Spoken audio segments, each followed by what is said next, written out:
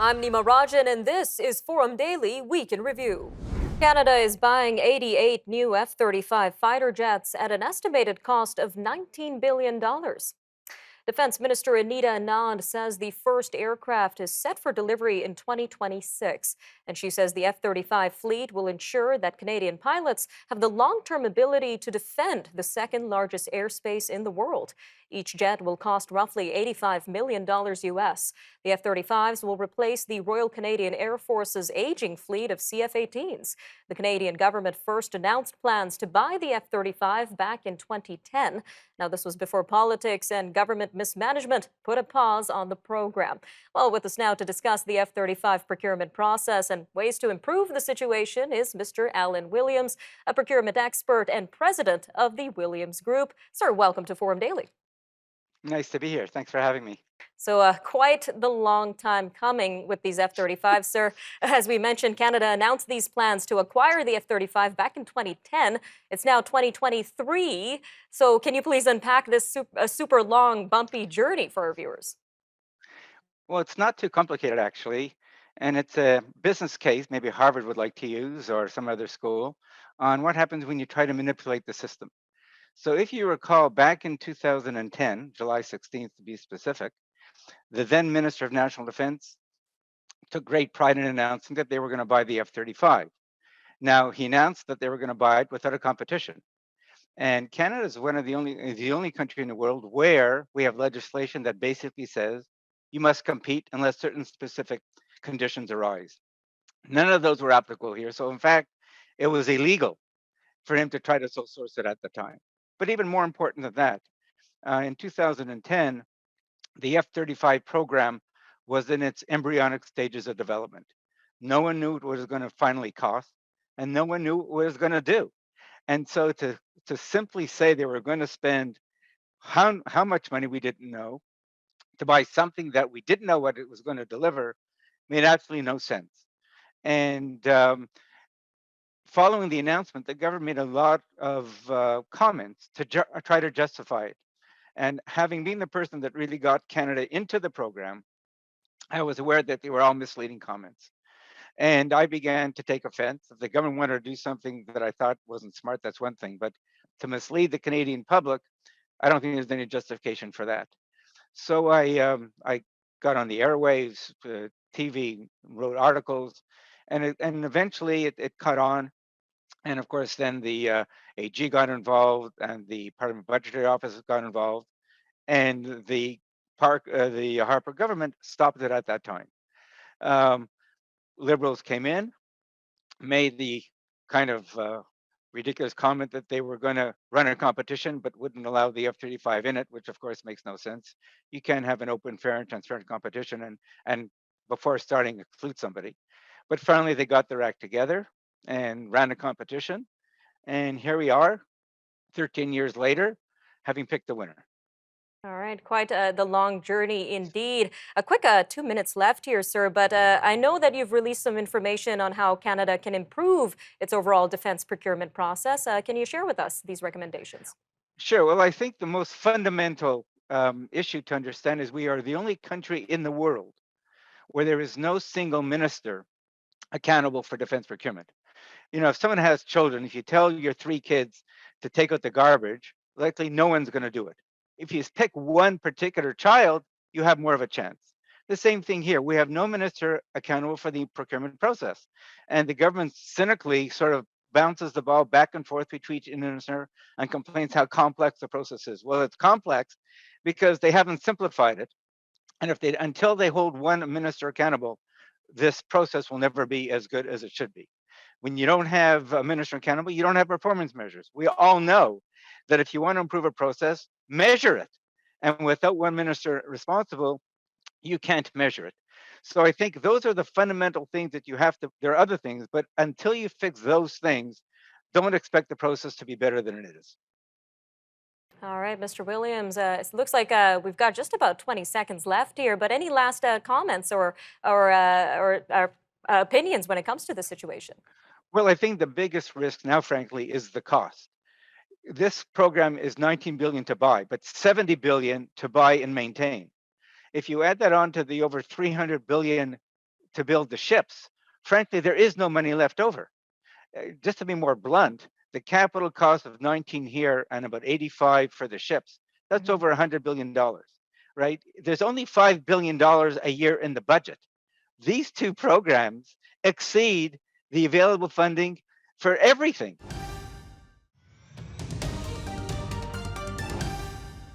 It's been almost 2 years since the initial discovery of unmarked graves at multiple former residential school sites in Canada, but the topic of reconciliation continues to be a pressing issue.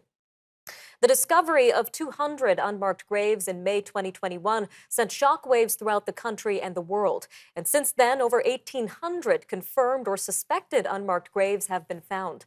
The echoing calls for change and accountability brought out a papal apology for the Catholic Church's role in the residential school system last summer.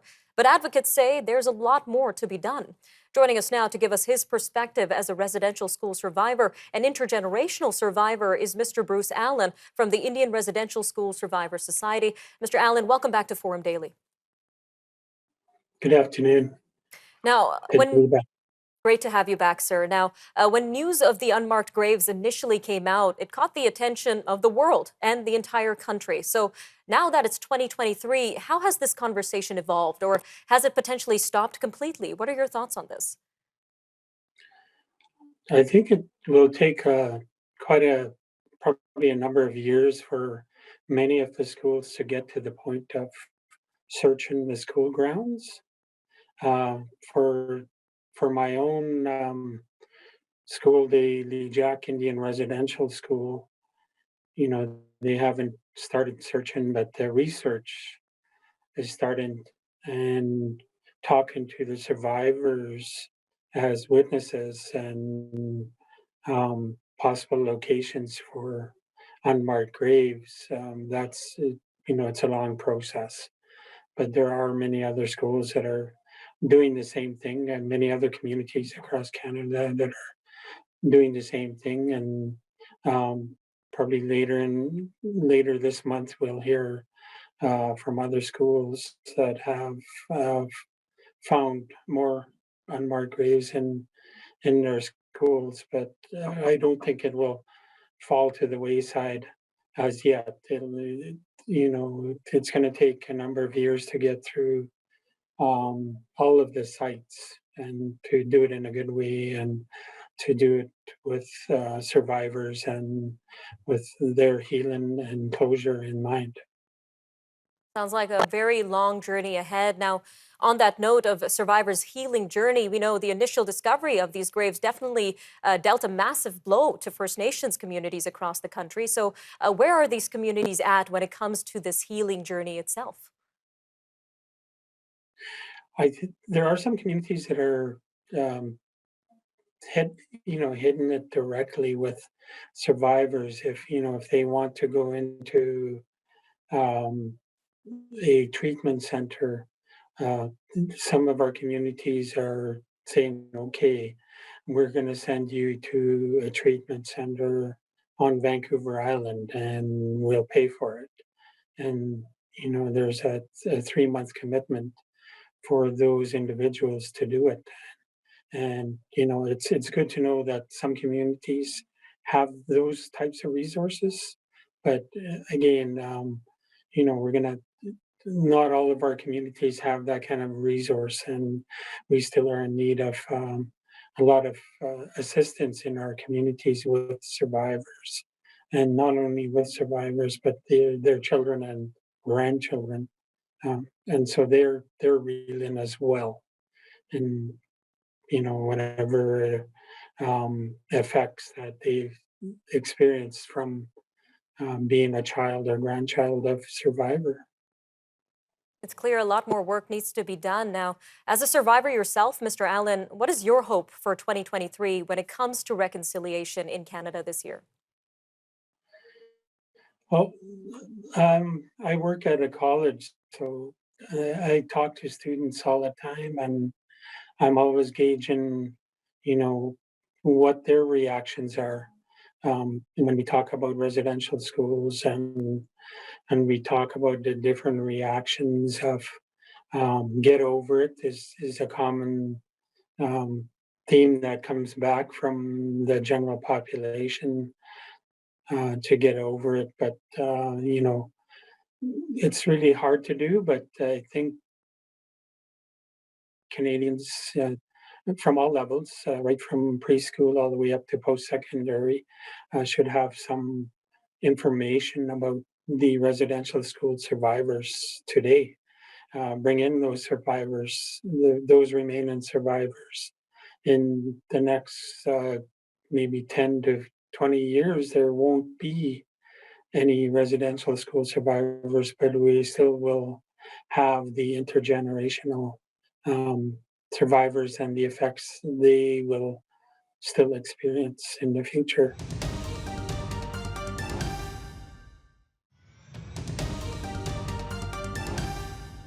Nova Scotia's security regulator says a cryptocurrency scam has cost more than 20 residents a total of $750,000 since last fall.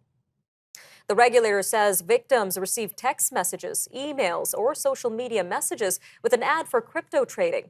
They were persuaded to deposit money into a crypto trading account, then download software giving scammers access to their personal and financial information, which was later used to steal more money. The regulator says little can be done to recover any of the stolen cash.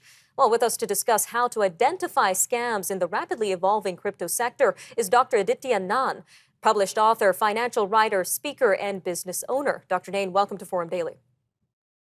Thank you, Nima. Thanks for having me here. So in this rapidly evolving world of crypto, how secure are these investments in terms of fraud and scams? So the crypto space is rapidly evolving and it's growing in size, but it is the Wild West of the investment world. And just like with the real Wild West, there's a lot of lawlessness. So scams are rife, and it really is mostly in the hands of crypto investors and holders themselves to make sure they don't get conned. And unfortunately, that's the reality of the matter. So it's really down to the security of the exchange on which you're holding your cryptocurrency at one level, but it's also our personal responsibility to figure out the best way to hold our crypto. And a lot of it really comes down to investor education and awareness. So for instance, I almost got scammed, even though I know how crypto works. I know what the pitfalls and mistakes are. Luckily, I didn't go through with it and I realized what I was doing. But you need to be ultra vigilant in this space. All right, Dr. Nain. Now, how significant are crypto scams in Canada? We've been hearing a lot of about telephone scams, texting scams, but what about the crypto scams? Are they on the rise? Yeah, so the crypto scams, according to the Canadian Anti-Fraud Center, the CAFC, is among the fastest growing and the most worrisome from their perspective, because con artists and scammers in this space are using all the methods and means of communication available to them. So for instance, it could be a social media scam through Instagram, but the way in which they're getting your money could be crypto. But it could be a telephone scam and still they want your money through crypto. Or it may be a good old phishing scam where you get sent an email and they ask you for your crypto exchange username, password, confidential information such as, let's say, your wallet keys. Those are the keys through which scammers or con artists can get access to your crypto. So it is on the rise according to the CAFC. And in fact, in 2021, over 1,000 Canadians, about 1,100 Canadians reported scams, crypto-related scams to the CAFC. And by mid-2022, I don't have the updated data for 2022, but it had already passed the 21 numbers by half of 2022. So things are not looking great.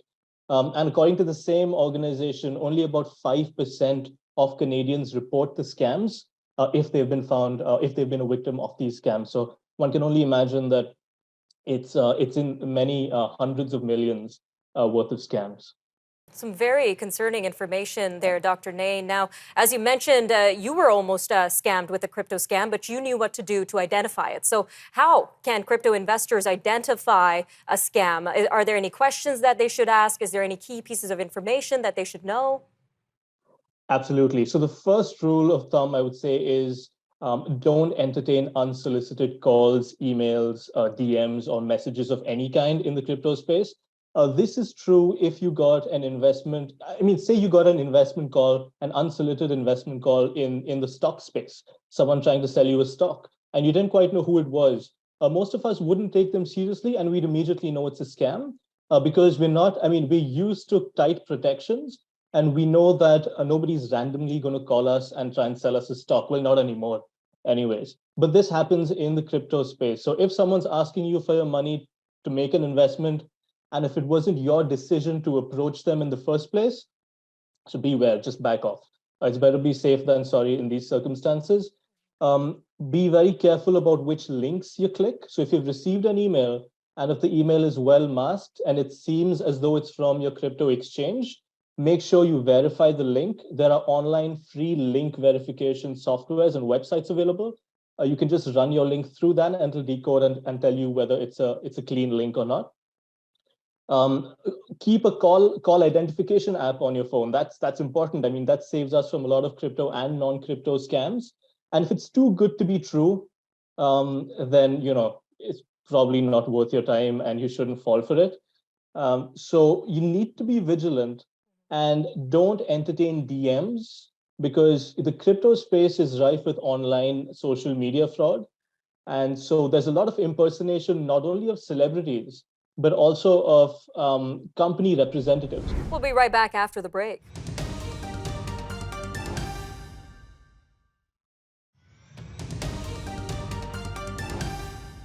Several police groups, including some of the largest in Ontario, say they're working to end what they call an unacceptable wave of violence following the killings of 5 police officers in 4 months. The Canadian Police Association, the Police Association of Ontario, the Ontario Provincial Police Association, and the Toronto Police Association say they'll examine judicial frameworks and what they're calling a growing and chronic shortage of officers. Mark Baxter, president of the Police Association of Ontario, says they estimate there is a shortage of 2,000 to 2,500 officers in police organizations across the province. Well, joining us now to discuss the situation is Mr. John Sheraswolo, president and CEO of the OPPA. Sir, welcome to Forum Daily. Well, thanks for having me. So let's start with the killings of 5 police officers in just 4 months. Some very troubling numbers here. What do we know so far about the key causes behind this? Well, I think each one has its own circumstances that led to the tragic events.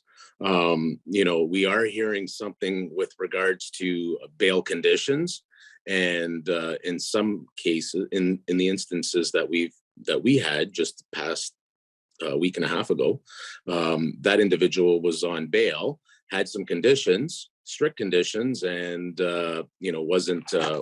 wasn't abiding by them. So that's a huge issue for us at this point in time. If people are released on conditions, we have to make sure that one, they're strict conditions, and two, they're abiding by those conditions. And the real big concern for us is people being released on serious violent offenses with firearms, and they're being released and they're out in the public. Not only are they an officer safety issue, they're a public safety issue. And that should be a concern to everyone. And the police associations involved here are also highlighting a shortage of officers. So what would you say is behind this shortage? Well, it's ebbs and flows as well, but also increased demand on what we're doing, in policing. And usually any new units that are created come from the front line. So we have to be able to backfill the front line when we create other units, as well as other initiatives that various police services perform. So right now, it's also ebbs and flows with retirements. And in the mid 90s, we had huge hiring within the OPP.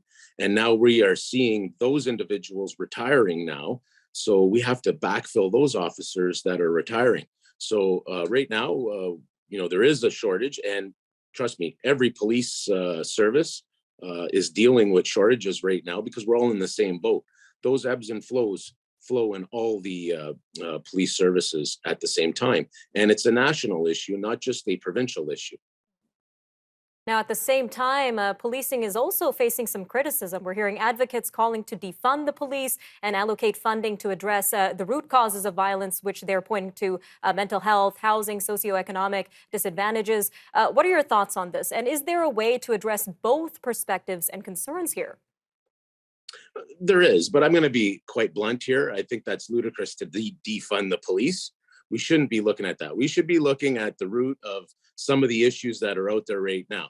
And are there some, like you said, mental health incidents? Absolutely. But these past 5 incidents were not, or 4 incidents, sorry, were not all mental health. They are incidents where people are out on release, on conditions, on bail, and we need to look at that. And we need to bring some solutions to the table because, I think what you're hearing from most police officers and the general theme is it's not working, it's broken.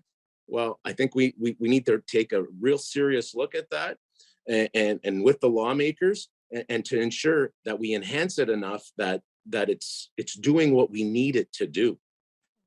Just a quick 45 seconds left here, sir, but what sort of solutions are police associations in Ontario and across Canada proposing here? Well, we're proposing a whole bunch of ideas, but you know what? Working with the provincial government and the federal government, working with the chiefs of police, both provincially and federally, I think we can bring some really good solutions to the table with the proper analysis of bail conditions and just looking at what the problems are that we are seeing collectively and trying to bring solutions to the table to try to resolve that. It's the main goal. Definitely lots to keep our eyes on. Again, thank you again for giving us your time today on Forum Daily. Alrighty. Thank you very much. All right, I'm Nima Rajan, and thanks for joining us on the Forum Daily Week in Review. We'll see you again next time. Have a great weekend, Canada.